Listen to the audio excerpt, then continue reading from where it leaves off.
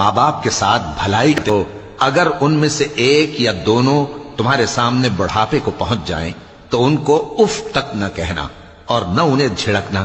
اور ان سے بات ادب کے ساتھ کرنا، اور عجز و نیاز سے ان کے آگے جھکے رہو اور ان کے حق میں دعا کرو کہ اے پروردگار، جیسا انہوں نے مجھے بچپن میں شفقت سے پرورش کیا ہے تو بھی ان کے حال پر رحمت فرما، جو کچھ تمہارے دلوں میں ہے تمہارا پروردگار اس سے بخوبی واقف ہے۔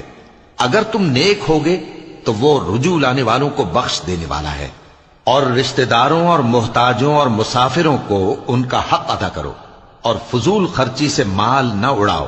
کہ فضول خرچی کرنے والے تو شیطان کے بھائی ہیں، اور شیطان اپنے پروردگار کی نعمتوں کا کفران کرنے والا یعنی ناشکرا ہے۔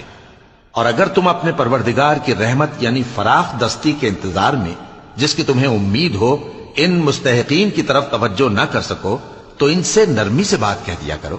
اور اپنے ہاتھ کو نہ تو گردن سے بندھا ہوا یعنی بہت تنگ کر لو کہ کسی کو کچھ دو ہی نہیں، اور نہ بالکل کھول ہی دو کہ سبھی کچھ دے ڈالو، اور انجام یہ ہو کہ ملامت زدہ اور حسرت زدہ ہو کر بیٹھ جاؤ۔ بے شک تمہارا پروردگار جس کی روزی چاہتا ہے فراخ کر دیتا ہے، اور جس کی روزی چاہتا ہے تنگ کر دیتا ہے، وہ اپنے بندوں سے خبردار ہے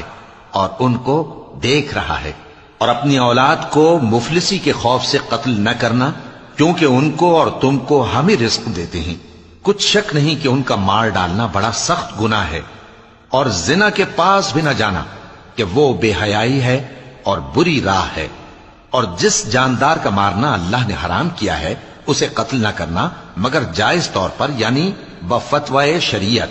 اور جو شخص ظلم سے قتل کیا جائے ہم نے اس کے وارث کو اختیار دیا ہے کہ ظالم قاتل سے بدلہ لے، تو اس کو چاہیے کہ قتل کے قصاص میں زیادتی نہ کرے کہ وہ منصور و فتح یاب ہے۔ اور یتیم کے مال کے پاس بھی نہ پھٹکنا مگر ایسے طریق سے کہ بہت بہتر ہو، یہاں تک کہ وہ جوانی کو پہنچ جائے۔ اور عہد کو پورا کرو کہ عہد کے بارے میں ضرور پرسش ہوگی،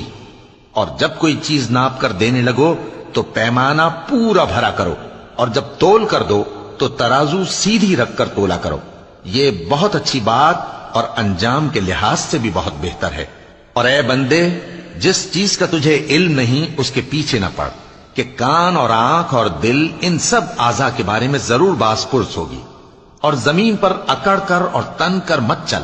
کہ تو زمین کو پھاڑ تو نہیں ڈالے گا اور نہ لمبا ہو کر پہاڑوں کی چوٹی تک پہنچ جائے گا۔ ان سب عادتوں کی برائی تیرے پروردگار کے نزدیک بہت ناپسند ہے۔ اے پیغمبر،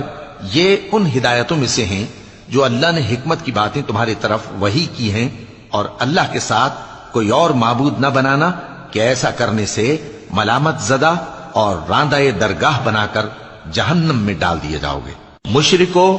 کیا تمہارے پروردگار نے تم کو تو لڑکے دیے اور اپنے لیے فرشتوں کو بیٹیاں بنایا؟ کچھ شک نہیں کہ یہ تم بڑی نامعقول بات کہتے ہو، اور ہم نے اس قرآن میں طرح طرح کی باتیں بیان کی ہیں تاکہ لوگ نصیحت حاصل کریں، مگر وہ اس سے اور بدک جاتی ہیں۔ کہہ دو کہ اگر اللہ کے ساتھ اور معبود ہوتے جیسا کہ یہ کہتے ہیں تو وہ ضرور عرش والے کی طرف لڑنے بھیڑنے کے لیے رستہ نکالتے۔ وہ پاک ہے اور جو کچھ یہ بکواس کرتے ہیں اس سے اس کا رتبہ بہت عالی ہے۔ ساتوں آسمان اور زمین اور جو لوگ ان میں ہیں سب اسی کی تسبیح کرتے ہیں، اور مخلوقات میں سے کوئی چیز نہیں مگر اس کی تعریف کے ساتھ تسبیح کرتی ہے، لیکن تم ان کی تسبیح کو نہیں سمجھتے۔ بے شک وہ بردبار ہے، غفار ہے۔ اور اے نبی، جب تم قرآن پڑھا کرتے ہو تو ہم تم میں اور ان لوگوں میں جو آخرت پر ایمان نہیں رکھتے چھپا ہوا پردہ یعنی حجاب ڈال دیتے ہیں، اور ان کے دلوں پر بھی پردے ڈال دیتے ہیں کہ اسے سمجھ نہ سکیں، اور ان کے کانوں میں ثقل پیدا کر دیتے ہیں۔